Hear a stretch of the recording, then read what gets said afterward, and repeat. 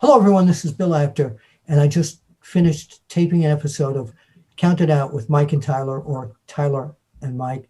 They're brilliant hosts. You've got to listen. You've got to see. Count It Out. Yeah, I endorse it. They've got the After Chat seal of approval. This is the visionary Von Vertigo, and you're listening to Count It Out with Mike and Tyler.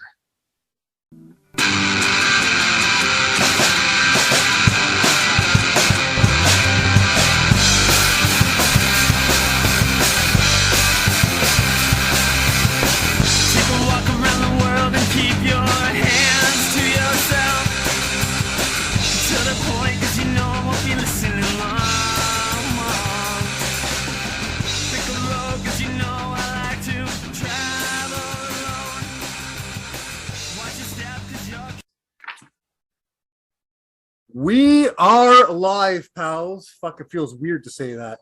I am on the other side of the microphone this week. I am the Tyler. There is no Mike. We have the one, the only. WWE is not the only one bringing Stone Cold back this year. We got Stone Cold Steve Bourne coming in to replace Tyler this week. Steve, how's it going, brother? It's going. It's been a rough couple of days, but doing better now. Let's hit that if you don't mind talking about. You were in a little bit of a issue on the QEW a couple days ago. Yeah, let's put it this way: Niagara Bound Black Ice was a bitch. Mm-hmm. This is the best way to put it. Well, I heard you didn't have to write your car off, but you look like you're not as bad as your vehicle, so that's good. I'm happy you're okay. Yeah, no X-ray and all that stuff came back negative, so a few days of rest, and I'll probably be good to go back to work. Hopefully sooner rather than later. Very good. For the third week in a row, COVID is affecting this show. 2 weeks ago, it was me. Last week, it was Tyler. This week, it's Tyler's girlfriend, Victoria. He's at home taking care of her. So it's just me and Steve this week, which means our ratings will probably go up, which is fantastic. We really need that. Before we get into all the great things we have to go today, I have a huge announcement, but I'll only give that huge announcement right after I beg you, plead you, ask you to please, if you haven't already, go down, hit that subscribe button right at the bottom there. It'll help us out so much to help bring you guys all the cool things we have planned, starting with our announcement today. As of March 29th, it's become official. I signed the contract today, which means it'll go live in about a week or two. But Count It Out with Mike and Tyler has officially opened a store on ProWrestlingTees.com. And that's where you'll find all our merch from now on. We signed the contract with them this morning. Everything is official. Everything is legal. We've got a couple designers working out some stuff for us. We got some really cool stuff that's going to go up on that webpage. Really excited about it. Keep your eyes on that in the next week or two. After that, where do you want to start today, Steve? So you are here. We are going to be counting down the 7 best entrances in WrestleMania history, which I'm excited for. That's, dude, you kind of, you were not easier on yourself this week. This is not an easy list. Oh, no. At all. No, I mean, I did have to set some parameters, or this entire list would be nothing but Triple H and Undertaker. Well, yeah. That's what I told you a couple weeks ago. I said I could just do 7 Triple H entrances, and I'm okay. Exactly, yeah. Yeah. But you're only doing one entrance per wrestler. Yeah. Still not easy at all. I tried to make a list myself to be able to counteract your list. I couldn't do it. I would have had to take a couple of weeks to do this. This is not easy. Tyler and I have actually talked this for about maybe 6-7 weeks, maybe even up to 2 months. About I figured you started working on it. I figured you started working on it right after you're done our last show, which was a little over a year ago. Pretty much. And I, up until probably a few hours ago, I was debating what my number 7 is, which is always the tough one. Number 7. I think I've come down with number 7. I think I've come down with something that I don't know how many times you'll tell me to shut the fuck up, but you know what? I never tell anyone to shut the fuck up on within their first 3 visits. I listened back to our first couple episodes. I didn't start telling Tyler to shut the fuck up at least till show 4. So we're good. Okay. So it is WrestleMania season. We're finishing that up. We have a couple WrestleManias to talk about today. Where do you want to start? Are we? You have the distinction to help me finalize our greatest WrestleManias of all time list. We're gonna unveil that today. Do you want to start with our best WrestleMania, or do you want to start with predictions for WrestleMania 38? Might as well finish off your top 7 WrestleManias. Fantastic. So let's do that. I'm going to peel the Band-Aid off real quick. For all those people who are probably going to be upset, they're already upset that 17 didn't make the top 3. But here we go. The greatest WrestleMania of all time is, as decided by Tyler and I, is WrestleMania 19. What do you think of Tyler and I's choice of 19 being the greatest WrestleMania of all time, Steve? It's tough to tell. I mean, it's definitely right up there.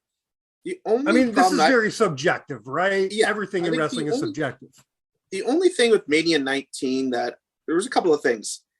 Take out the Miller Lite Cat Girls thing. Yeah, I agree. And put on the Lance Storm tag match. Yeah, I'll go with you there. Yeah, I'm good. And Triple H waiting 30 odd seconds after a pedigree to pin Booker. Wow. There's lots to say about that whole Triple H Booker. The build up for that was off. But other than that, match quality was excellent. So let's start at the top here. We're looking at Matt Hardy versus Rey Mysterio. Great way to start a WrestleMania. Yeah, Rey's first Mania as well. 100%. Yeah, I never thought of that. You're absolutely right on that. I love the V2 Matt Hardy era. Him and Shannon Moore together, they were phenomenal together. Oh, yeah. I love that gimmick. Everything he did with that gimmick was the first time we actually saw Matt Hardy as a creative outlet. Yeah. Don't get me wrong. Everybody's a fan of the Hardy Boys. I get it. They did some fun things, the Hardy Boys, but from a creative standpoint, it always seemed like it was Jeff doing the creative things in Team Extreme. Matt was just kind of there. It felt like, to me anyways. Once Matt broke away from Team Extreme, the V1 character was amazing. 100%. Everything they did with his entrance and this is the early days of the internet, so you got that whole the loading screen thing. That I love it, man. It's so good. Great way to have him starting WrestleMania and have him beating Rey Mysterio. Exactly. I mean, everyone thought Rey was going over. 100%. I've been very vocal, especially last week, about how I feel with The Undertaker versus Big Show and A-Train. It's probably the only match in the card I hate. Yeah. Well, I mean, when they realized that Nathan Jones couldn't work, they were kind of screwed.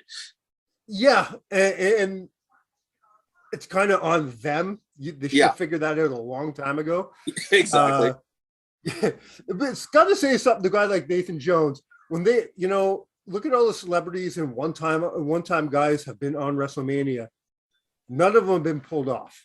Nathan Jones gets pulled off at the last second because he can't work. What's that say to you that they let Snooki wrestle at WrestleMania and Nathan Jones it wasn't allowed? What's that say? They're letting Johnny Knoxville work at WrestleMania. Oh, but Johnny can go. Trish Stratus versus Victoria. I love Victoria. As far as great triple threat match.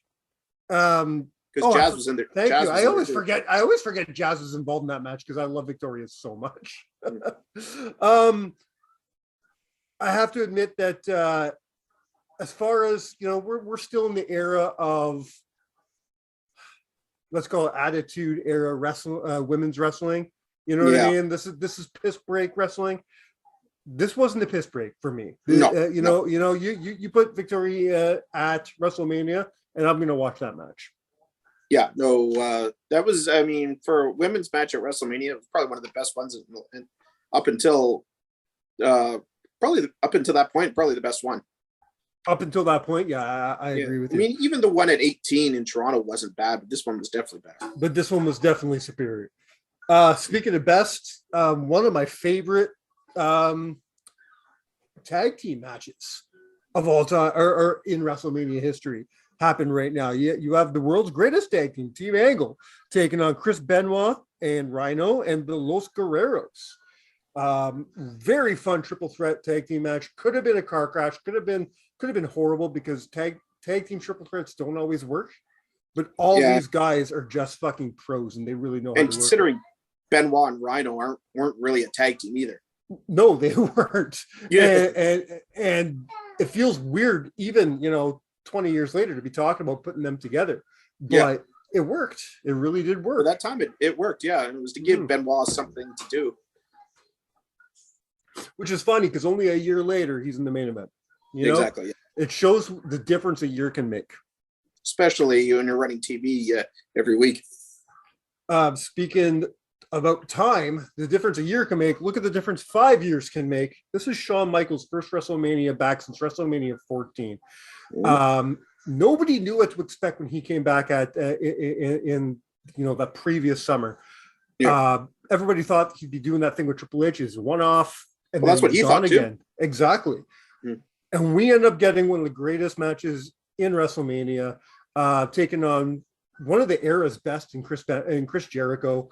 Phenomenal match, phenomenal finish, phenomenal after finish, phenomenal story. Everything about this match is goddamn close to perfect. Yeah. I think the only thing that was probably wrong about this is a couple of those t-shirt cans that Shawn Michaels was firing off didn't work. Yeah. They were both on the one side too. I felt sorry for the fans. poor Shawn. The first time he comes back to WrestleMania and they give him a faulty fucking t-shirt. Can. Two of them.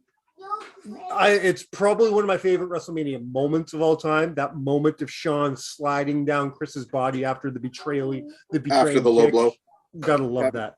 They tried to recreate that a little bit with Styles and Nakamura at 34. They tried, didn't really work. Triple H and Booker T. I'll defend the match because the match wasn't horrible. It was actually a really good match. I'm not putting it on. It won't make a top 7 Triple H WrestleMania list for me by any means. It's not one of Triple H's best, but the match itself was great. The build-up needs a lot of work. Left a lot to be desired. We've talked about that a couple times on the show, how just a tweak here and there. You put someone like Vince McMahon in Booker T's corner, you can fix that. You let Booker T win, you can fix that. You don't even need to take out all the racist shit, all this, all the stuff that Triple H did. It could have worked for his character if you just end it properly. But with the racist blue blood winning, it tells the wrong story. Exactly. You don't want to see that story. Not at WrestleMania. Moving on is a match that Tyler and I kind of didn't exactly agree on. He loves Hogan and McMahon. I'm not saying it's bad. I'm saying it's very entertaining, but it is McMahon matches are McMahon matches. It is what it was. McMahon. He has probably one of the greatest visuals in Mania history. Yes. That when moment comes up with his face covered in blood. 100%. And that smile on his face. And that moment makes the match worth. Yeah. Oh, so that leg drop that he did off the ladder through the table. Yeah. Yeah. The Piper thing was awesome. Everything Piper does is awesome. The Rock versus Austin, probably the weakest of the three, but that's saying something considering all their matches were great. Yeah. We didn't know that this is Stone Cold's farewell, so it's not like you went into it with that feeling, but knowing it afterwards makes this match so much more special. Well, did you hear that Austin spent the night in hospital the night before? I did not know that. No. Yeah, apparently he had a really bad panic attack, and Nash called an ambulance for him. He spent the night in the hospital. Wow. Did he ever say what brought that on? Why was he so... I think it was a combination of nerves, and probably had too much caffeine in his system. Yeah. Well, he knew he was on his way out. The OMR vest one more round was a bit of a hint that we didn't clue into until he let us in on the joke. But the match is what it was. The right man won. Having Rock go over in that instance, even as a heel, made sense. I'm glad it went the way. And this is something that you don't see enough anymore. The retiring man went back and went out on his back. Yeah. That's the way it used to be done. That's the way it should be done. Mm-hmm. You put somebody over on your way up. You know, exactly. everybody bitch and whine when Kurt lost to Corbin. Yeah. Did Kurt go out with the wrong guy? Sure. Oh, 100%. But he still went on his back, and that's the way it should have been done. And put over a younger guy. Exactly. And then we get to one of the craziest championship matches in the history of WrestleMania. You got Brock Lesnar versus Kurt Angle. What a difference in Brock Lesnar from 19 to 20. 19, he goes in and he is the beast. He is the next big thing. He is one of the most strongly built characters in WWE at this point. And he's now the WWE champion at the end of this thing. A year later, he doesn't give two fucks. Yeah. And it shows what a difference a year can make. 20, that to me will go down as probably the worst WrestleMania match of all time. It's definitely in the top. You could see Austin 100%. was losing his mind in that ring because he knew what a train wreck that was. And can you imagine poor Austin, a guy who pretty much, yes, he chose to retire, but it's not like he went on his own terms. He retired because he couldn't do it anymore. Yeah. He would have loved to have been in the main event that night. He would have loved it. So to be standing in the ring with two guys who don't give a shit, that must have hurt Steve Austin so much. Oh God, you know? I mean, probably when he was delivering the stunners to Brock and Goldberg at the end of it, he was probably feeling fantastic, taking out all that frustration. Exactly. Overall, match by match, if you're ranking it from an entertainment standpoint, by in-ring standpoint, I will stand by Tyler Knight's decision as this being the greatest WrestleMania of all time. I know we're going to get some hate mail on this one, but I stand by this. The only thing with your list from 7 to 1, there's a couple of things I would do. Sorry, but I'd put 22 over 8. Well, that's I think a lot of people agree with you. And 17 and 21. And I'd flip 17 and 21. See, 21 was this close to being our number one. I think 21 is one of the greatest WrestleManias in history, and I think 17 is extremely overrated. I think. Oh, I do really too. The only thing with 21 that I didn't like was the Trish Christie. Mm-hmm. I thought the Austin Piper Carlito thing went on too long. Yeah, and the Cena JBL match, I was not a fan of. I thought it was go back to 17. You say the same thing about those two god awful tag team matches. I mean, they all have their faults, right? Yeah. But before we get here, before we get to this year's WrestleMania, let's take a break between WrestleManias and let's talk about something I know you want to talk about. This week. We all knew it was coming. It's been there for over a year, but it's been made official as of this week that Triple H has retired from in-ring performances, and he admitted he's got an actual defibrillator in his chest, which Scott Hall had the same thing before he retired. So let's talk about that for a minute. I'll be coming out probably next week with a Triple H list of some sort. Let's run down Triple H's legacy here for a minute. I don't care what anybody says. People like to make fun of him because he's the boss's daughter. People like to make fun of him for being the golden shovel guy. I have been saying this for goddamn close to 30 years. He's one of the greatest performers in the history of the WWE, and I'll never, ever, ever take that back. Yeah, with Hunter, the evolution of the game is sort of deal. Pun intended. Pun intended. It's funny how he went from the blue blood who had the pretty girl on his arm to the degenerate to the cerebral assassin in a relatively short time span. To the authority figure. To the authority, yeah. Yeah. I mean, you got the McMahon Helmsley era, and then eventually And I guess you have two very different authority figure characters, which was cool. You had the corporation, you had the McMahon Helmsley, but then you had the authority years later, which are the same but different. You know, I like exactly. It had a different feel. Yeah. Some of my favorite. We're going to do feuds next week, so let's stay away from feuds. But let me know some of your favorite maybe moments or matches that Triple H may have had over the years. Well, I think when everyone talks about Triple H moments, it's the comeback at Madison Square Garden in 2002. Absolutely. One of the greatest pops in the history of fucking wrestling. Oh, yeah. I think what Austin's going to hear on Saturday is going to be right up there as well. 100%. But with Triple H, I mean, his entire 2002 run, up until the heel turn, the beginning of it was great. I mean, the Royal Rumble, putting in a real bad spot at WrestleMania 18. Mm-hmm. I mean, everyone knows Rock Hogan should have gone on last. Even Triple H even said, absolutely. And I don't buy the everyone's like, they were told they had to go on last because it's the championship. How many WrestleManias, even before that point, did the championship not go on last? I call bullshit on that. Yeah, I don't know who decided that they should go on last, but it was because I think up until that point, the first WrestleMania, because there was no title on the line.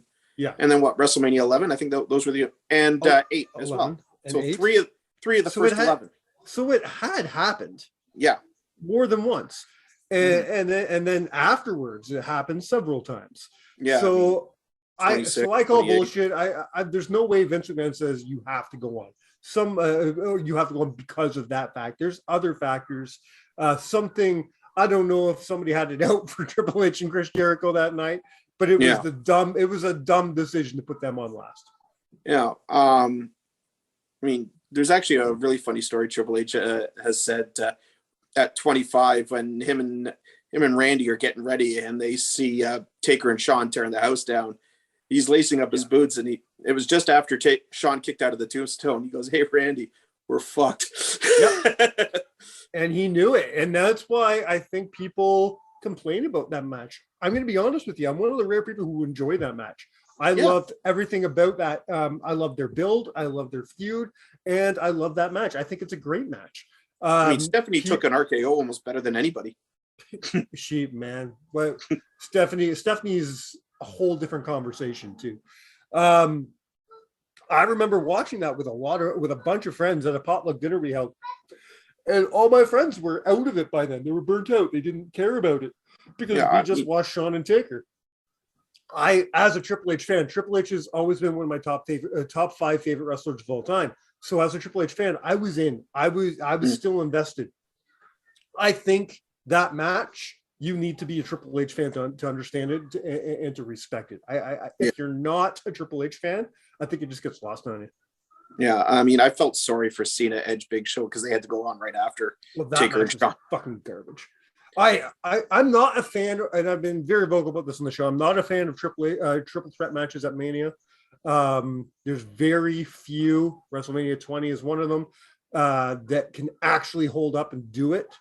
WrestleMania 25 was not one of those moments. That match was. Well, they were put in a tough spot to begin with. If they were going to do that, it should have been the opener. That's just yeah. But also, the last time I saw Triple H was actually at a house show. It was Road to WrestleMania 33. And the main event was Zayn, Finn Balor, who's just coming back from the shoulder injury before he even hit TV, and Jericho versus KO, Samoa Joe, and Triple H. And this was just Hunter getting ready for Mania by doing a few, because he did like 3 house shows. Right. And of course, the first 2 heels come out, and then what did Razor always say? Make him wait. Make him wait. Yeah. And then once that guitar riff for the game hit, the place went nuts. Because they knew they were seeing something rare. Triple H doing a house show. Absolutely. Triple H was at the very first house show I ever attended in '98. He took on Stone Cold Steve Austin in the main event. What a hell of a main event that was. You have Triple H versus Stone Cold Steve Austin. Chyna, of course, at ringside. You have Dude Love as the special timekeeper, and Vince McMahon doing a rare house show as the outside enforcer. What a Jeez. fucking show, man. Oh, God, yeah. This is 98 at the Skydome. This does not sound like a house show. This was a stacked fucking house show. And then years later, the last time I got to see him perform live, I personally have not been to a WWE show in a very, very long time. So the last time I got to see him perform live was in 06 at the Raw after Unforgiven. I was at Toronto. Unforgiven. See, I wasn't at that Unforgiven as I was living in Montreal at the time. So I was at Raw the next night in Montreal, where they did the whole thing. Everybody fucking picks on it now, but they did the crotch chop with Cena at the end to send everybody home. It was fun. It really was. Yeah. So it's funny that both times I saw Triple H live, he was with DX, the old DX and the new DX. Then you have his legacy.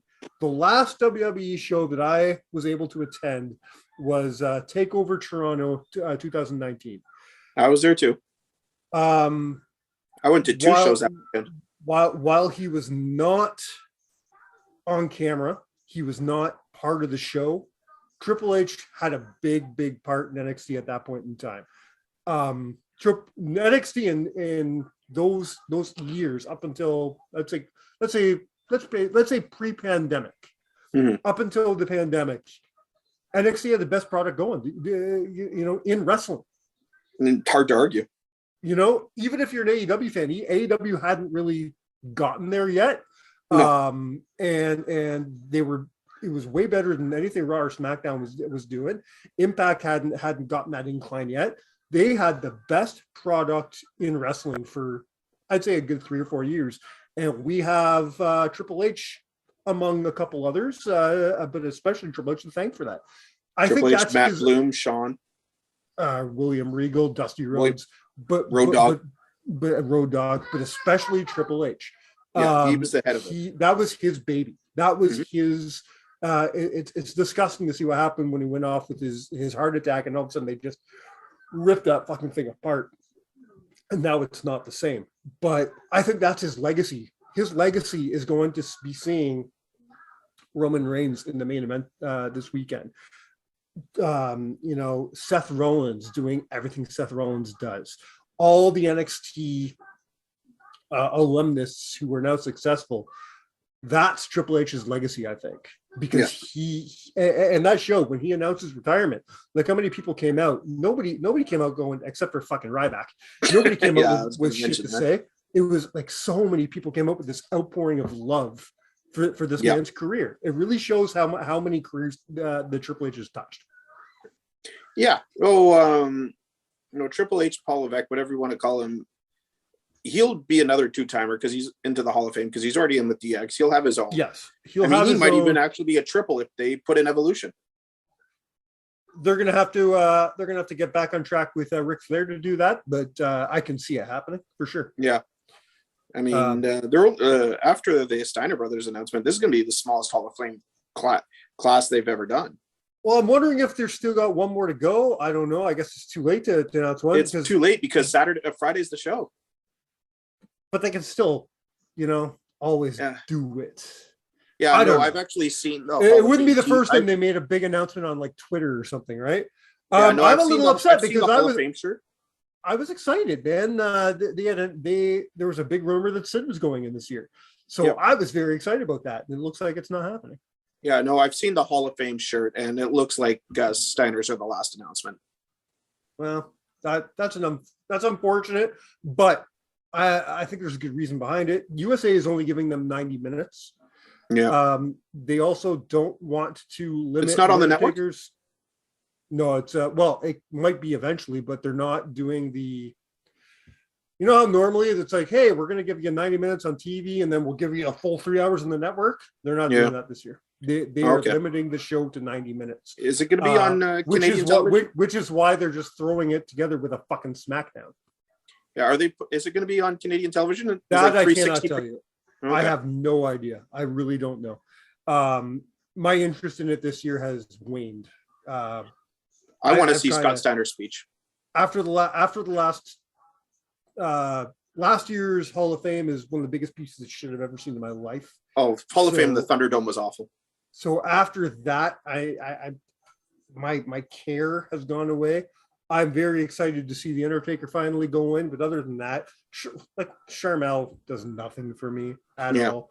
I've actually got her autograph, so it's nice to see Vader go in, but it's also a little. I got a little disdain on it, going, he really could have, should have won him when he was alive. Like, this is one of the ones where you could have put him in when he was alive. Why didn't you? You knew he was dying for 3 fucking years. Why did you wait? So that one, I got a little disdain on that one. The Steiners will be fun. I'm not gonna say Steiners won't be fun. I'm sure Braun will probably induct them. Yeah. He's already changed his Twitter name to Braun Steiner. Oh, very cool. He's got a 66 2/4 chance of keeping that name. Give or take. Give or take. All right, moving on. Let's before we get to our list, let's really quickly, as quickly as we possibly can, run through WrestleMania 38 that's happening this weekend. If possible, Tyler and I will also do a quick run through to get Tyler's idea, maybe this Thursday or Friday, and go as a YouTube exclusive. But let's start off. Night one. You got Becky Lynch defending against Bianca Belair. If you're going by tradition, Bianca went off of Raw this week, cutting Becky's hair. Usually, if you're on top on the go home show, you're losing the big one. Yeah. Usually, not always, but usually. So I think it's an easy clinch for Becky Lynch here. I don't think it's Bianca's year. I think Bianca goes over. Okay. Don't get me wrong. I'm good either way on this one. I love both competitors. I think they're both fantastic. So I'd be okay either way. Rey Mysterio and Dominic versus The Miz and Logan Paul. I don't give 2 fucks. I don't care. Faces Logan go Paul, over. Logan Paul is a genital wart on the cock of professional wrestling. I don't care. Drew versus Happy Corbin. I have not been paying attention enough to the actual story to be invested in this one, but I like both guys, so I am going to pay attention to the match. I don't know the story, so I can't give a guess, but let's just go with Happy Corbin. I think Drew will go over, and I think he'll be the first one ever to kick out at the end of days. Oh, wow. Okay. The end of days has been protected since he's come in. Right. So my question to you is, though, at this point, who needs the rub more? Do you think it's Corbin, or do you think it's Drew? I think it's Drew, because if they're going to put him as Vince is very high on Corbin. I know, but I think Corbin is at the point where he could lose his match as many times and it won't affect him. Okay. Drew, if they want him to get that big main event push again, to get back to where he was in 2020, he needs a Mania win after last year. Okay. I'm good either way with this one as well. Then you got the tag team championship match. You got the Usos versus Shinsuke and Rick Boogs. I'm a little confused by this one. Are Shinsuke and Boogs are they faces now? Yeah, they since they put Boogs with Shin, they made him babyface. They brought back his old theme music as well. Nice. I love me some Rick Boogs. I wasn't paying enough attention to know that Shinsuke was. I thought they were doing one of those heel face tag team things. No, they're and after Boogs cut his hair, he looks like full Freddie Mercury now. Oh my god! And I'll watch this just to see Pat McAfee dance on top of the desk at WrestleMania. Yeah, unless is McAfee wrestling on night 1 or 2? Night 2. So you'd be good to go for that. Yeah.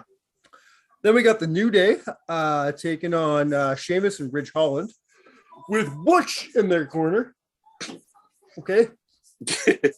I'll be physical as hell. Yeah, it'll be an all right match. I don't know the story behind it. It's Woods and Kofi. I didn't know that Woods was back from injury, so this. Yeah, he just came back last week. Cool. And then of course you got Seth freaking Rollins versus To Be Determined. So this is my question for you, Steve. Are you with the internet? Yeah. Yep. Is it Cody? It's Cody. All right.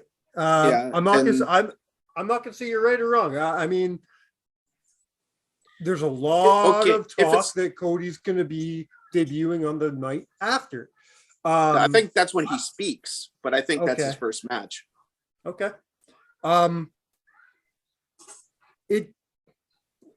don't think it'll be. I think they've gotten to the point now where it kind of has to be Cody. This would be like AEW not bringing out CM Punk that night. Yeah, You know what I in mean? Chicago, yeah. Yeah, if they didn't do that, they would have lost the crowd forever. I think WWE's in that circumstance now. Now it's like, okay, we thought it was going to be 2 weeks ago. We thought it was going to be 4 weeks ago. We thought it was going to be 2 months ago. It hasn't happened yet. If it doesn't happen now, we're going to be fucking pissed. Yeah. If it's not Cody, the anticipation for Cody is at its highest level. Yeah.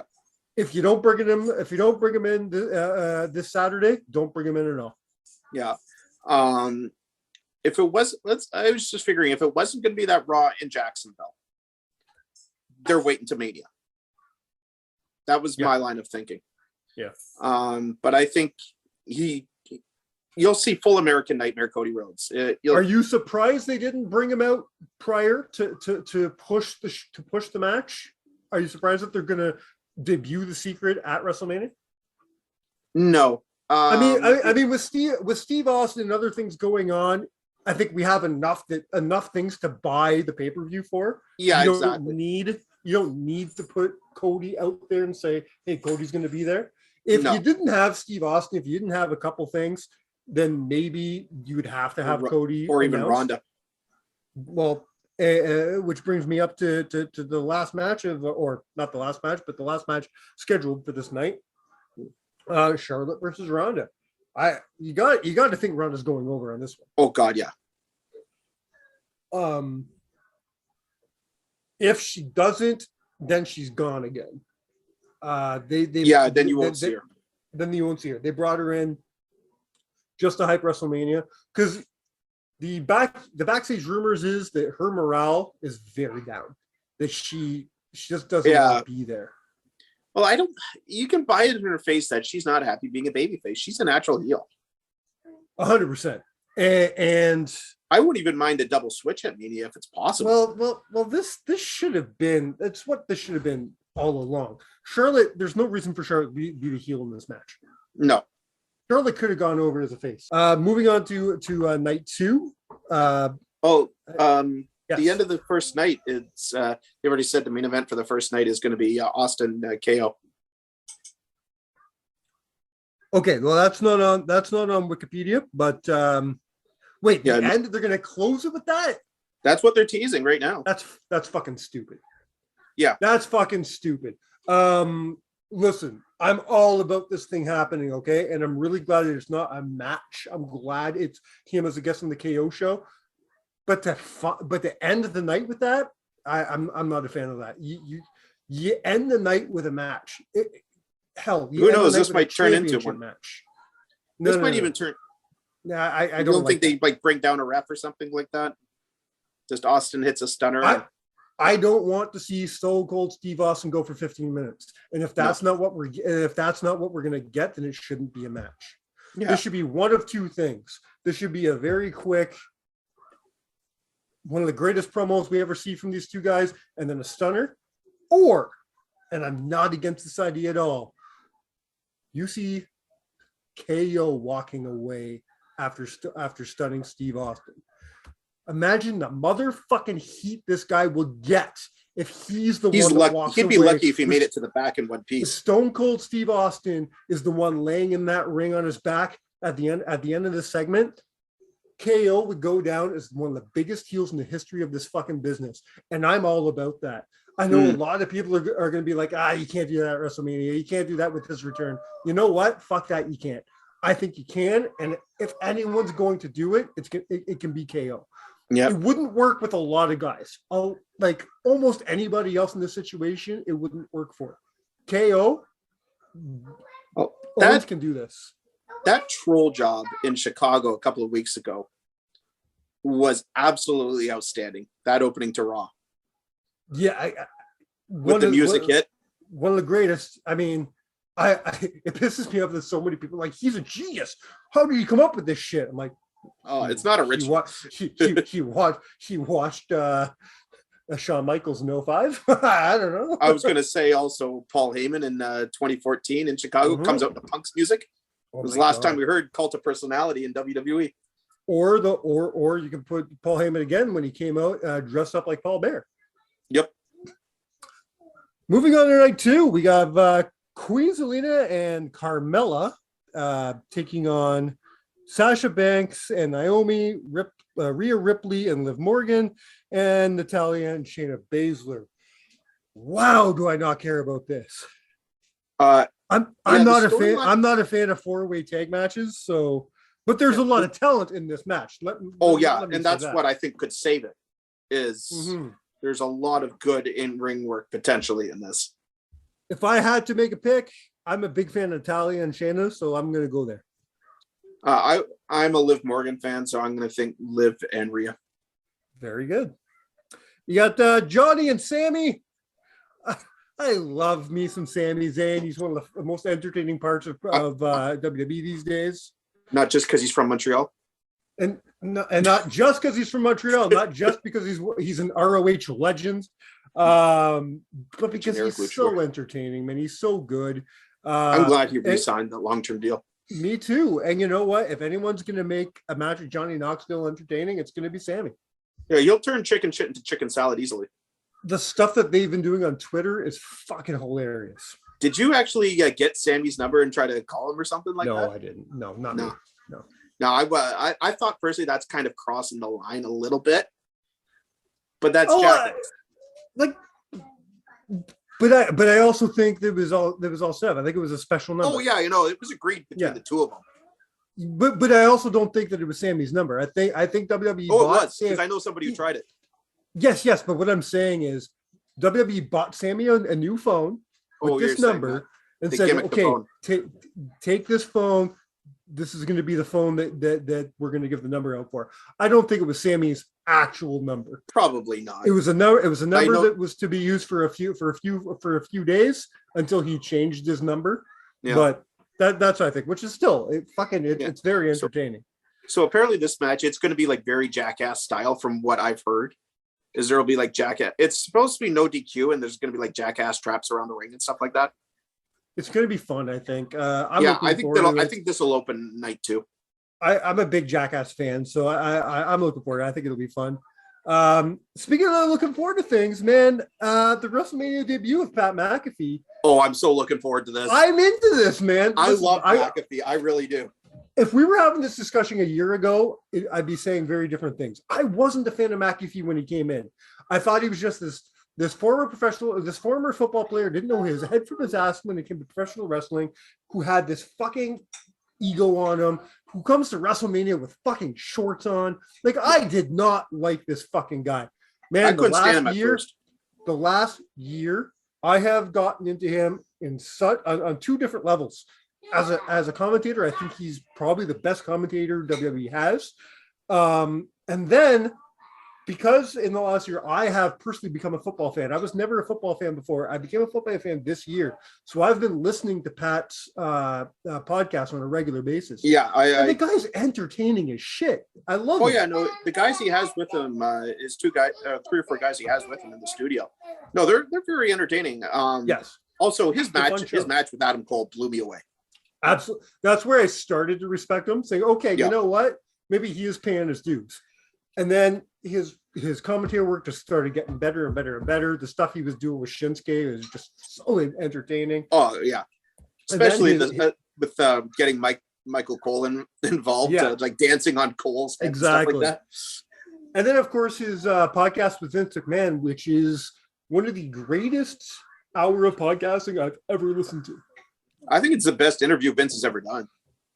100%, because he wasn't Mr. McMahon. He wasn't trying to, like, this was not his Bob Costas interview. No. He wasn't on defense the whole time trying to defend professional wrestling or defend sports entertainment. This was just Vince being Vince and having fun. And it made me remember why I loved Vince McMahon 25 years ago. I love it. It's one of my favorite interviews I've ever heard in my life. And especially that story about Pat never fucking faked it. He didn't, he wasn't there licking McMahon's asshole the whole time. he was still 100% Pat. I love that. Sorry, what were you gonna say? Yeah, that story Vince tells about JR hearing in the stall. I'm listening to this, I'm like, are you fucking kidding me? I texted Tyler as soon as that story was told. I'm like, have you listened to the McAfee interview yet? He goes, not yet. I'm like, you need to call me as soon as the JR story is done. That's all I'm going to tell you. Yeah, that's all you can say. Yeah, one of the greatest things I've ever heard. You got RK Bro, Randy Orton and Riddle taking on the Street Profits and Alpha Academy. I'm not a fan of triple threat tag matches, but I'm kind of into this one. Yeah, I mean, I'm a Riddle fan since his MLW days. So I've never been a Riddle fan, but this RK Bro thing is turning me into a Riddle fan. Stop it, please. Man, how much fun is Randy having right now? Oh, he even said when they regained the tag titles, this is the most fun he's ever had in his career. Randy usually doesn't like being a face, and he's mentioned that on several occasions. Yeah. Randy revels in being a heel. He loves being a heel. He usually complains backstage when he has to be a face. I think this is the most fun he's ever had being a face, ever. Yeah. Well, this is the most over he's gotten as a baby face, too. Oh, 100%. 100%. And, I mean, that ovation. And they're just letting these two guys have fun, which is great. I love it. Yeah, that ovation they got when his music hit at SummerSlam was probably one of the loudest pops he's ever gotten. Now, there's two ways this can go. The champs either retain or the champs break up with somebody turning heel. How do you see this going? Oh, you can't break up RK Bro now. They're too over. You don't think so? Yeah, and there's no reason for them to break up. If they were going to break up, it would have been the first time they dropped the tag titles. But I see RK Bro retaining. I do too. I personally, I want to see Montez Ford go on his own. Really?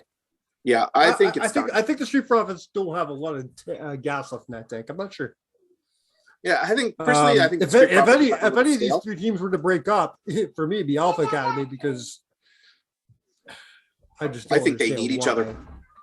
Well, absolutely need each other. Without, but to me, it's like from Spider-Man: Homecoming. Okay, you know when Tony Stark says to Spider-Man, "If you need the suit, you don't deserve the suit." Yeah. Well, if you need the tag team, you don't deserve to be in the professional wrestling. Yeah, that's how I look at it. Then we have Edge versus AJ Styles, which of course is just going to be Edge match of the weekend. AJ Styles. Holy fuck! Never in my life did I think we'd get this match. And am I ever happy Edge decided to do this as a heel? Yes, and with new music too. And everything he's doing with this new gimmick he's been doing is just fantastic. Even Beth has been playing into it. Yeah, she's like even tweeted out like, "This isn't you" and stuff like that. Yeah, loving it.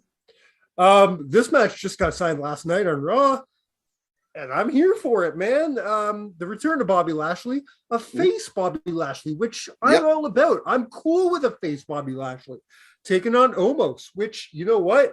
Win, lose, or draw for Omos, this is going to help propel Omos's career. It really is. Facing somebody like Lashley gives him credibility. Absolutely. What I'm scared of is they're going to have MVP turn on Lashley and go with Omos, so he has a voice. Listen, I'm okay with that. Lashley doesn't need MVP. Omos does. Yeah. Omos needs that guy in his corner. He needs someone to talk. MVP would be perfect to have with Omos. Lashley as a heel having MVP worked. It worked. Yeah. Having the Hurt Business together worked. But if you're not going to have a Hurt Business and you're not going to have, monster heel kill everybody Bobby, then you don't need MVP there. It was the same with Lesnar. I was going to say same with Brock. When Lesnar came in as the Saskatchewan Cowboy, he didn't need Paul anymore. No. So pulling Paul out of that situation was the best thing they could have done. And I think it's the same thing here. Faces don't need manager, I guess, is what we're coming down to. Yeah. I mean, how many times did you say, back in the day, how many times did you say, "Oh, I'm glad Jimmy Hart's with Hulk Hogan"? Exactly. No, you didn't. I was about to say, did Hogan really need Jimmy Hart in 1993? No, Hogan never needed a manager in his career. But you know, I'm looking forward to this match. A lot of people are poo-pooing it. I'm here for it, man. The ovation Lashley got last night was huge. I think almost as a future. I do. I do too. Does he need some work? Is he green as fuck? Of course he is. But give him some time, man. I think we might see last year or a year and a half ago, he was actually working with Kevin Nash and Scott Hall at the Performance Center, telling them how to work like a pig. By next January, I would not be surprised if we're talking about him winning the Royal Rumble. I think it's next year right now. If I was going to say my way too early predictions, it's him or Braun Breaker. Yeah. Except my prediction is to see Braun Breaker with strap by SummerSlam. Oh yeah. It'll be interesting what happens at he's going to be the. I think he's going to be the man. He'll be the man to topple the man we're about to talk about. The man who's going to win the main event at WrestleMania Night 2. Brock Lesnar versus Roman Reigns. I gotta go for Roman. I think so too. As much as it'd be awesome to see Brock do it, Roman has to go over. Roman, what they've been doing with Roman, it's not time to end it yet. And Tyler made a perfect point. I don't remember if it was on the show or just our personal conversation. The person that beats Roman, the person that finally ends this, needs to be someone who needs to push. Needs to be like they got to use Roman to push a new talent. Yeah. If he loses to Brock, it doesn't make any sense. I say you wait, you let Roman keep riding this till SummerSlam and let Braun do it. Yeah, to me, there's only two people that should end Roman's dominance. Breaker, Cody. Fuck Cody. No. I will not agree with that. No, I think the reason I do we'll think see Cody. We'll see. That'll be a wait and see thing for me. I might change my tune in a few weeks, in a few months. Right now, I don't, because I think Cody's going over. Cody's definitely going over Seth on Saturday. 100%. Yeah, Seth doesn't need to be Cody. Seth's over anyway. Seth does not. Yeah, Cody. I mean, when was the last time? But it hurts Cody. Won a Mania match outside of 35. Since 35, he's lost his last few. Cody coming in and beating Seth does not hurt Seth. No. Seth beating Cody just might as well be Stardust right away. Yeah, might as well be Stardust. Chasing the 24/7 title. All right, so that's WrestleMania 38. Now let's get into our main event. Man, I can't wait to see what's on your list. We're doing the top 7 WrestleMania entrances of all time. However, before we get into this, I have a question for you. I was looking forward to talking to Tyler about this, but he's not here, so let's just you and I talk about this. I want to ask you something. Okay. Over the years, we've had Triple H having some of the most amazing entrances of all time. You've had The Undertaker having some of the most amazing of all time. You even had John Cena having some of the greatest of all time. They're all retired. They're all gone. Mm-hmm.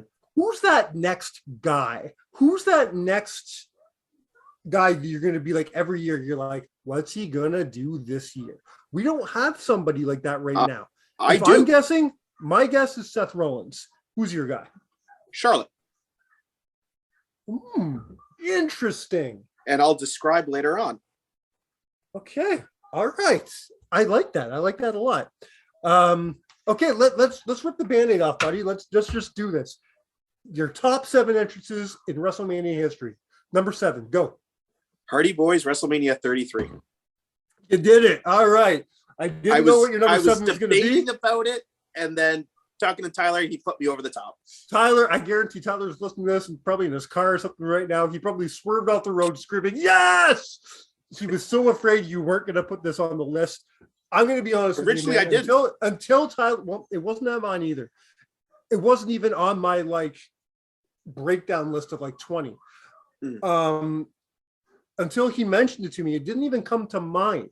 Yeah. Because it wasn't one of those elaborate entrances, but the moments, the pop, the everything to go along with that Yeah, Yeah, WrestleMania man, highlight packages, it makes I- everyone almost. I can't argue this one at all. I remember sitting there watching that match with a buddy of mine, and when the music hit and that pop hit, it was like, Well, once the New Day fuck? came out, yeah, I'm like, okay, they're actually going to do it. Because Mhm. when I was watching this, I'm thinking, are they actually going to pull the trigger on this? Because the rumor was the Hardys just finished up with the Bucks the night before at Supercard of Honor, Mhm. and were they actually going to pull the trigger and do a surprise at WrestleMania? They rarely do that.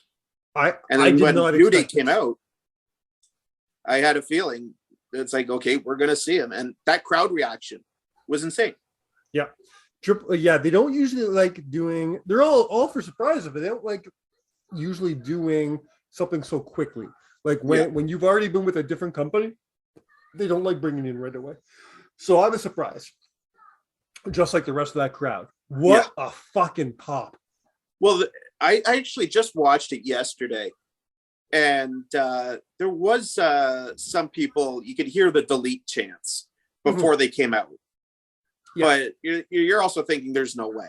The New Day is going to insert themselves. I mean, you can say the same thing about go back to WrestleMania 2000, or Royal Rumble 2000 with Taz's entrance.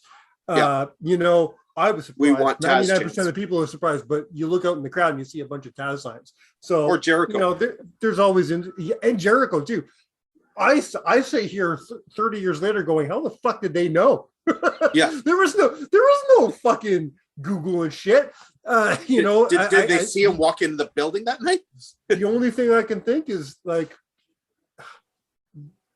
it must have been in the Observer. Back then, the Observer was just a newsletter. It wasn't online and shit. So maybe it was in the Observer, and they subscribed to the Observer newsletter. That's the only thing I can think. That it is Chicago too. Information.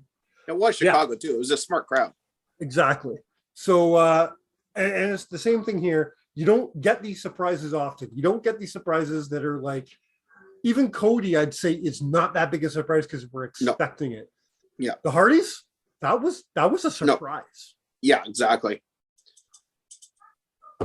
All right, good start. I like that. Number 7 is that's a good place for them too, by the way.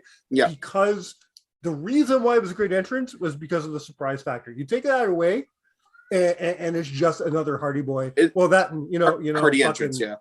Down a 2 mile line. That and Jeff almost falling off that thing, but other than that, it's just a regular Hardy entrance.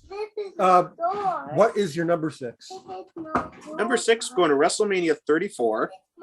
I'm doing Charlotte's homage to her WrestleMania 30 appearance. This is definitely an honorable mention for me. Tell me why it makes your list. I think it's just to show how far Charlotte's come, and how much respect she had for her first WrestleMania to make, I guess, an homage to it. As well, it was the match where she ended Asuka's streak. Exactly. So I think it needed a big, and I personally, I just love the homage to it, considering it was also in the same building.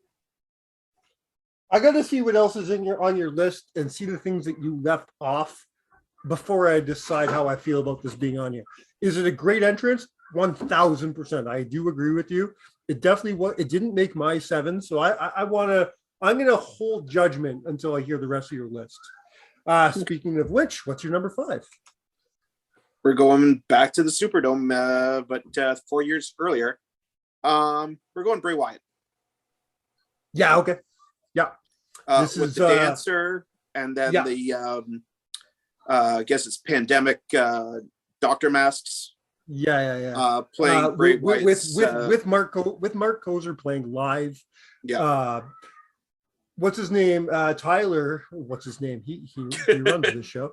Tyler made a great point a couple weeks ago on the show where he talked about how it felt like they had been partying for a week, and this is I think just it was like last this, week you this guys is were talking the about it. Yeah, this is the outcome of that party. It's like that's exactly what it felt like. This is what you expect from Bray Wyatt in New Orleans. 100%. I love that. I love the theme too. I've always liked that it's theme. It's one of my favorite themes ever. 100%. And it suited him so well. Now, if you picked the right one, by the way. If you weren't, I was only really doing debating between that and 31 because I love the zombie scarecrows. Me too. I watched it just this morning just to remind myself. You did. You picked the right one. If you weren't doing one per wrestler, they both make the list. Yeah. You know? But out of the two, you picked the right one. And you know what? Number 5, that's exactly where I would have put it on my list. So it's a perfect spot. Number 4. Okay, this is where I'm going to get heat. Uh-oh. We're staying at WrestleMania 30, doing The Undertaker. This way he had all the caskets out there of all his previous victims. Yeah. And then he points to the Brock Lesnar one, which shoots on fire. I love it. It's a great entrance. It's my favorite Taker Mania entrance. But knowing that you're only doing one Taker, man, you might get your first shut the fuck up here. That's holy shit. Don't get me wrong. 29 entrance was up there too with the zombie hands. That's mine. That's my number. Yeah, that's not that. Two. That's like and also in my WrestleMania 9. WrestleMania with the Vulture is they it was that in 29. They were going like that. No, for me, all 3 were neck and neck. I went with 30 just because that's my personal favorite. And then you got to talk about 20 because I think 20 is one of the greatest entrances. Yeah, the comeback one. Wow. I'm not going to fight yet because it is a great entrance. It really is. I just don't think it's his best one. Okay, like I'm not going to judge you on this because it's the Undertaker. There's almost no wrong answer. This is as subjective as you get. This is like, talking about, you're not even comparing apples and oranges here. You're comparing 2 oranges and saying which one is more orange. Yeah. You know what I mean? This is. I'm not going to argue with you. If this is your favorite Undertaker entrance, so be it. The fact that it's number 4 on your list, though, is surprising. I thought any Undertaker would be at least in your top 3, if not top 2. So I am excited for your top 3 here. Yeah, my top 3. This will be the oldest WrestleMania. We're going WrestleMania 12 HBK. Wow, coming from the rafters. Oh, I know it. I'm just very surprised. I'm not going to lie to you, man. I think his 25 entrance is far better. Yeah, to me, I was debating between the 2, but the image of Shawn coming down from the rafters is so iconic. It is iconic. You're absolutely right. And I think that's what led me to. Okay. Again, this is the Undertaker thing over again. Exactly. There's no wrong answer here. I don't agree with you, but there's no wrong answer. Let's talk about that moment then for a second. This is we've talked about this a lot. I think another reason why I'm not big on this is because they gave Shawn so much. Yeah. They gave Shawn this great package going in and, a training package. And then they gave Brett slipping on ice. You got Brett you got Shawn coming on the zip line. And then you got Brett just kind of walking down the ring going, you know what I mean? Yeah. They gave Brett everything, including the win. And you gave Shawn everything, including the win. You give Brett very little. Now, don't get me wrong. I am a Shawn Michaels fan, not a Bret Hart fan. But I also care about balance, fairness. You know what I mean? Balance, exactly. Yeah. So I think everything about 12 leaves a bad taste in my mouth. I'm not a fan of the Iron Man match. I'm not.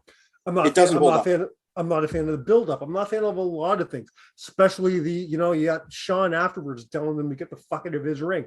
Apparently that was agreed between the two of them. Brett has said since then that it was to set up 13. All right. I don't know if I buy that. Yeah. I mean, that's what Brett has said. I think he said it on that Rivalries DVD. He goes, we arranged him to say that, to use that for WrestleMania 13. I don't buy it. I think that's him saving face. I do. All right. That's your number 3. Personally, I would have it in a 6-5 era, but that's not my list. It's your list. Yeah, no, I think it's just because of how iconic it is. All right. And Vince actually did that ride himself earlier in the I day love too. that. Vince has said 1,000 times he won't do something unless He does he it won't first. let somebody do something unless he does it first. And he proved that with Gronk a couple Gronk. years ago. Yeah. So Um, number 2, all right, what's your number 2? Wow. time to play the game. Which one? 30 30. with Charlotte, Sasha, and Alexa Bliss. Okay. That's the one where he's got the Yeah, gold throne. I know what it is. All right. I just find that this was the coolest of all the throne entrances. Yeah. But it was still another throne entrance. So to me, it gets lost in the mix. I love it. Again, it's another. I can't argue with you because it's another one of those. It's Triple H. It's fucking awesome. Not my favorite. But I'll probably get heat for my favorite. So it doesn't matter. It's all subjective. Why this one for you? Because Out I think it of- was Out of all the Triple H entrances, this is the best one in your eyes. Why? for a couple of reasons. It basically got experience for WrestleMania for Charlotte, Sasha, and Alexa Bliss. Okay. As well as after that killer segment to open up the show, it got the crowd right back into it, because the crowd could have easily been exhausted with Austin Rock Hogan. Yeah. And then you get something to calm them down afterwards.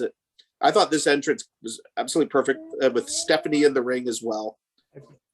And like I said, I just thought, like you said, I thought it was just really cool, really well done. And I think this was like the only time really he had quote unquote ladies around him. No? That's the only time I remember.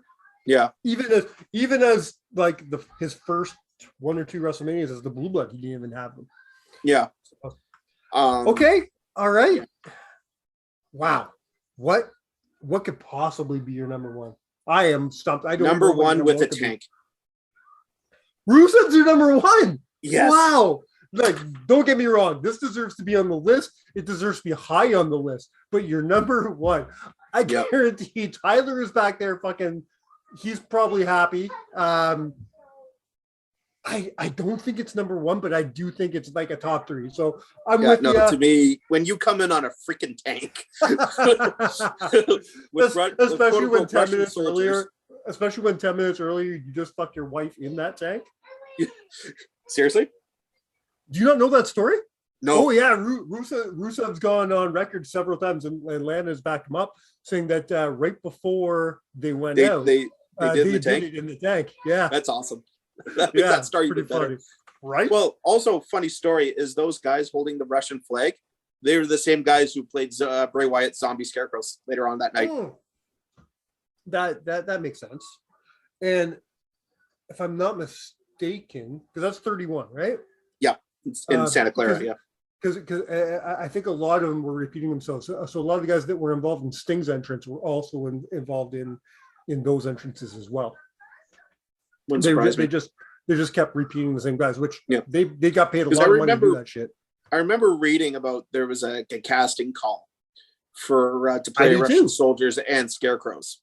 And it's funny because I remember reading a casting call about being a Sting Kabuki sort of. Yeah. Well, originally they were going to do something different. Then they called off the casting call. The original casting call, they wanted people dressed as Sting. They were going to have a bunch of different Stings all kind of fall down and come out. They obviously changed that at the last minute. All right, man. I'm here for your list. I really am. It's very different than mine, which makes this show fun. Fuck you, Tyler. Shut the fuck up, Tyler. Cool. I won't tell you to shut the fuck up. I'll get in trouble. I'm just gonna throw some honorable mentions out there, because I think our lists would have been very different, which is fine. They're the number same. One, I got to tell you, I'm very surprised I did not hear one single John Cena entrance on your list. Cena 25 almost made it. Remind me which one's 25. That's the one where Basic Thugonomics hits and all the Cenas. Yes, that's my number one for Cena. It's in my top 3 for entrances. It's my top favorite Cena entrance. I love that one. The car entrance was fun as well when he drove that you car almost through. smashed that car. Yeah, It was about like that close from the one with the Chicago gangsters. that's on my honorable mentions too with Punk. with CM Punk. Yeah, that was fun as well. Another honorable mention for myself is my favorite Triple H entrance is 31, the Terminator entrance. For Triple H, my honorable mentions was 29, but until he got the dry ice burn. Oh, that sucked. Oh, and then 31 with the Terminator. The fact that he wrestled with that too. Whoa. Yeah. 31 the Terminator, and 32 where he came out as a champ, and all those guys with skull heads or whatever had the titles. I love that. Yeah, that was a really good one. The other Stephanie one I really with that liked, big speech.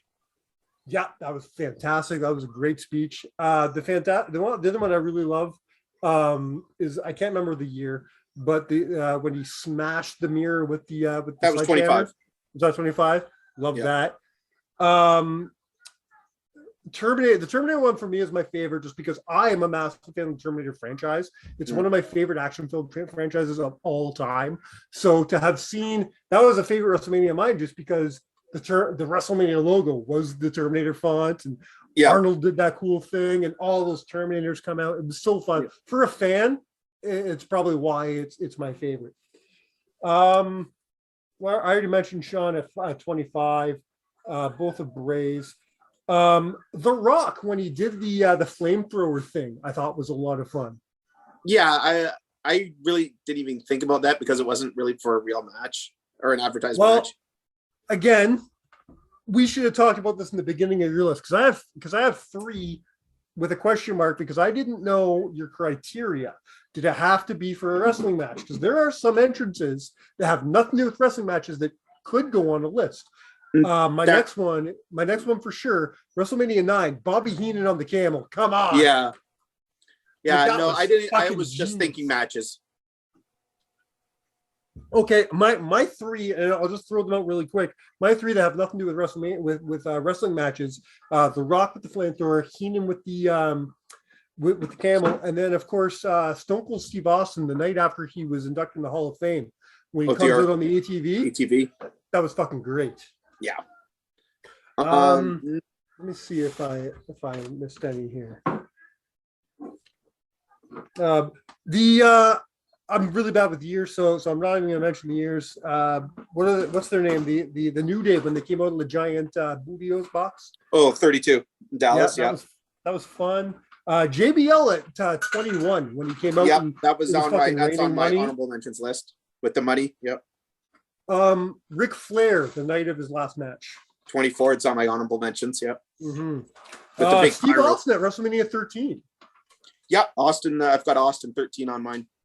Nakamura at 34. Yeah. And my last honorable mention has to go to WrestleMania 1 with Roddy Piper. With the bagpipes, yeah. Absolutely. It was a lot of fun for me. Any we haven't mentioned yet, Steve? Kane at WrestleMania 21 with the ladders on fire. Yes. How did I forget about that? Yes, absolutely. Miz at 27 with that great video package. The Nas package. How could I forget about that? That was also what I was going with between that and the Hardys for my number 7. Okay. Yeah. You're gonna hate me now. Yes. First of all, I'm a big fan of Nas from back in the day. And I love that song and I love that video. I remember watching that video. Get in your house right now. I remember watching that and just being blown away, going, Miz is now going to be a headliner at every WrestleMania from now on. Fuck, was I wrong? but that was a great package. Yeah. Oh man. And my final one is Razor at WrestleMania 10 under the ladder. I would give that. That is a great entrance, but I would give that to the match, because both guys made it better because of each other. Went around with Sean going around and Razor going under. That's what made it so fun and special. So I give that's 50-50 for those guys. Yeah. Yeah, man, fun list. I'm not going to. Sorry, I got one more there. That's on my honorable mentions. Charlotte at 35 coming down with the helicopter. Yeah, I'll give it to you. Yeah, just because it was to an me, it was ode to her dad. It was a little long. Yeah. But I liked it. Yeah. Yeah, because it was an ode to her dad, right? Yeah. Yeah, exactly. Which was fun. I just found it a little dragged out. Yeah. Well, it's because how late it was that night too in the show. Exactly. I was kind of getting tired. Oh, one last one for me. It's WrestleMania 6, Rhythm and Blues. Yes, coming out on DDP's Big Cadillac. Yes, love it. Absolutely love it. I think, I think that's it for me. We already mentioned Bray and the Scarecrow. So, and take your pick from Triple H and Taker, man. Both you and I have our favorite. I guarantee there's other people going, no, I like this one better. Both men are the leaders of entrances. And while you said Charlotte Flair, I'm going to go ahead and say I think that the next guy to take that mantle is going to be Seth Rollins. I think we're going to see Seth with some really cool entrances coming forward. I like his from a couple years ago where he did the torch and hit the ground. And you know what I mean? 33 there in Orlando. 33. Yeah. Love that. I think we might see some. If he wasn't so into his career at this point, like so old, let's for lack of a better term, I'd say seasoned. Randy. Yes, seasoned. I'd say Randy could be the guy, but why give it to Randy at this point? Randy's best entrance is when he was played out by Rev Theory at 30. Yes. You know what? Also, I've got another one, Sasha at 32 with Snoop Dogg playing her out. Yeah, that's definitely worth talking about. That was fun. Wasn't my favorite live performance at WrestleMania. Oh no, but I think it was just worth mentioning though. Yeah, absolutely. I mean, he's got something the Motorhead doesn't. If you remember the words to his song, and he was sober at that time. That is coming from a giant Motorhead fan in me. Yeah. So, all right, yeah, Steve, I'm okay with your list. I don't care if anybody else isn't. I get to tell them to shut the fuck up. So yeah, you win. This is our go home show to WrestleMania. WrestleMania is this weekend. We're going to come back next week and probably talk about some Triple H. Now, before we take it home, though, Steve, I have a question for you. Sure. You have a new show out, do you not? Yes, I do. Tell us about that. Okay, it's a YouTube show called Born to Talk About Sports. I'm on a bit of a hiatus just because we had some minor renovations done to the house, and then my little thing on the weekend. But it's basically me going 10 to 12 minutes, something to watch on your coffee break, talking about the topic of the day or the theme in professional sports, whether it be baseball, football, hockey, basketball. I might eventually get into golf or other stuff. And it's just about a 10-12 minute video of just me going completely off script. There's no scripts, nothing involved. Very cool. And it's a cool time to be involved in sports right now. It doesn't matter who you are. I mean, just as Canadian, I don't give a shit about soccer, but Canada entering the World Cup for the first time in 36 years? Since 86, yeah. Yeah, I mean, that's exciting. Oh, So even if you're not 100% into this, it sounds like your show will be just about for everybody, and I like that. Yeah. So tell them where to find that, Steve. It's on YouTube. Just search Born to Talk About Sports. My logo is there. It's a little, I guess, blue trophy sort of deal with the white lettering. And if you can't find it by in the next couple of weeks, go to CanadaOut7.com. We'll have a link right there for this show. Thank you. We always like to help other shows out, and Steve, as a friend of the show, man, we'll make sure to get you on the webpage. Other than that, please hit the like and subscribe buttons on everything you see for both me and Steve shows. We really, really, really need the support, and we really appreciate it. Go to www.countout7.com for everything you need for show stuff. Check out Good Friends, Better Enemies. Check out Canada Classroom. And in the next couple of weeks, check out us on prowrestlingtees.com/countedout7. We can't wait to get that started. Steve, you have the distinction this week. I'm going to let you take us home. Do the mic thing. And until next week, we have been counted out. Cheers.